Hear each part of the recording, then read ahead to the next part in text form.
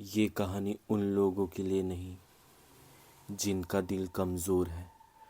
रात के अंधेरे में जब बिजली का बल्ब झिलमिलाता है तब लगता है जैसे कोई अब भी उस मकान के अंदर चल रहा हो। हैदराबाद हैदराबाद एक शहर जो अपनी रौनक, अपनी गलियों और अपनी बड़े बड़े घरों के लिए जाना जाता है। लेकिन इन्हीं गलियों के बीच में एक जगह ऐसी भी है जहाँ रातें कभी ख़त्म नहीं होती। कुंदन बाग कहा जाता है यहाँ के एक पुराने बंगले में आज भी सन्नाटे की चीखें गूंजती है।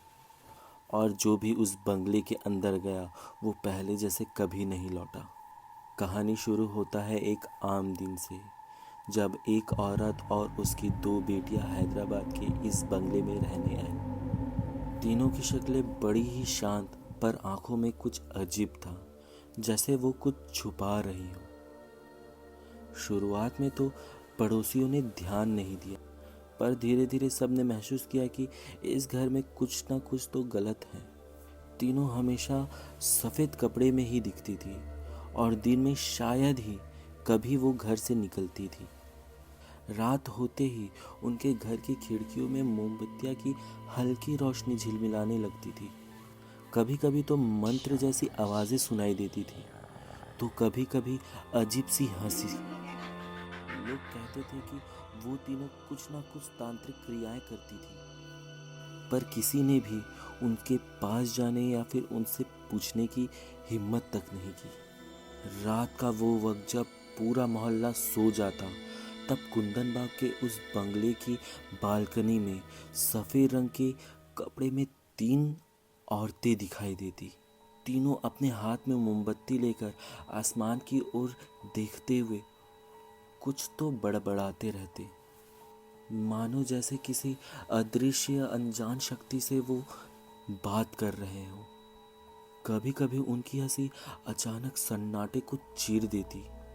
उसी कहते हैं उनकी हंसी में इंसानियत बिल्कुल नहीं दिखती। उनकी हंसी में कुछ तो और ही था। जो भी उस घर के पास से गुजरता उसे लगता जैसे कोई पीछे से देख रहा है। उनका रहन सहन भी बिल्कुल अजीब था। कभी कभी वे दिन भर घर से बाहर नहीं निकलती, और जब बाहर निकलती तो एक दूसरे का हाथ थामे चुपचाप चलती। दुकानदारों ने भी ये नोट किया कि वे कभी किसी से बात नहीं करती, बस इशारों से चीज़ें खरीदती और चली जाती। एक बार किसी पड़ोसी ने पूछा, आप लोग यहाँ कब से रह रही हैं? तो उन्होंने बस मुस्कुरा कर कहा, हम यहाँ बहुत पहले से हैं। उस मुस्कान में कुछ ऐसा था जिससे आदमी बिल्कुल डर जाता। ये सब चीज़ें काफ़ी दिनों तक ऐसे ही चलती रही, लेकिन एक दिन मोहल्ले में एक भयंकर बदबू फैलने लगा। सबको लगा शायद कोई जानवर मर गया हो, पर बदबू खत्म होने का नाम ही नहीं ले रहा था, बल्कि हर दिन बढ़ते ही जा रहा था। कई लोगों ने नोट किया कि उस बंगले के बालकनी में भी कोई नहीं दिखता था, पर खिड़कियों में मोमबत्तियां की लौ अब भी जलती थी। लोग डर गए। किसी ने पुलिस को फ़ोन किया, पर इससे पहले एक चोर ने उस घर में दाखिल होने की कोशिश की। चोर रात के करीब 2-2:30 बजे दीवार फांद कर अंदर गया।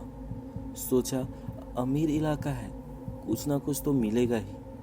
लेकिन जैसे ही उसने अंदर कदम रखा, हवा में सड़न और अगरबत्ती की मिली जुली गंध। पूरी दीवार धुएं से काली पड़ी थी। फर्श पर मोमबत्ती के निशान थे और चारों ओर अजीब सी खामोशी। वो धीरे धीरे आगे बढ़ा। कमरा अंधेरे में डूबा था, बस कुछ मोमबत्तियां टिमटिमा रही थी।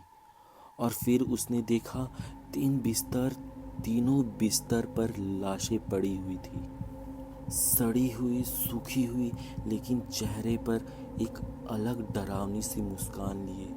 उसकी चीख पूरे बंगले में गूंज उठी। वो जैसे तैसे वहाँ से भागा और सीधा पुलिस स्टेशन पहुँचा। और वो कांपते हुए आवाज़ में बोला, साहब वहाँ 3 लाशें हैं और तीनों की तीनों अपने आप हिल भी रही हैं। उस बंगले में पुलिस पहुंची। बंगला वैसा ही था सन्नाटा, मोमबत्तियां और 3 सड़ी हुई लाशें। लेकिन असली डर तो तब शुरू हुआ जब पोस्टमार्टम की रिपोर्ट आई। रिपोर्ट में लिखा था, तीनों औरतों की मौत लगभग 6 महीने पहले ही हो गई थी। पर पड़ोसियों ने बताया कि उन्होंने उन तीनों को कुछ दिन ही पहले देखा था, बालकनी में चलते हुए, हंसते हुए, मोमबत्ती जलाते हुए। अब सवाल उठा, तो फिर वो कौन थी जो दिखती थी, जो मोमबत्तियां जलाती थी? क्या वो उनकी आत्माएं थी?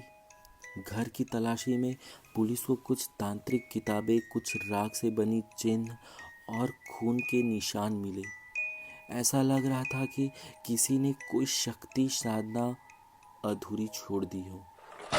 कहा जाता है कि वो तीनों औरतें किसी देवी के साधना में थी, पर कुछ गलत कर बैठी और उसी रात तीनों की मौत हो गई। पर उनकी आत्माएं उस अधूरी पूजा में फंस गई। आज भी वो बंगला वही है, बिल्कुल वीरान, टूटी खिड़कियां और जाली लिपटी दीवारें। आज भी अगर कोई रात के वक्त उसके पास से गुजरता है तो खिड़कियों में मोमबत्ती की हल्की लौ जलती हुई दिखती है।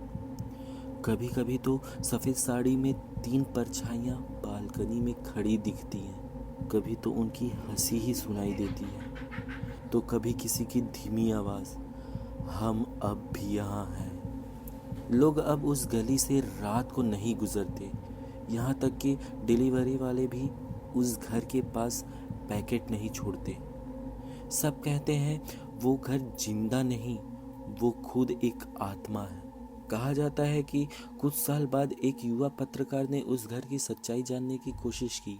वो उस घर के अंदर कैमरा लेके गया और अगले दिन उसका कैमरा बस मिला, पर वो खुद कभी नहीं मिला।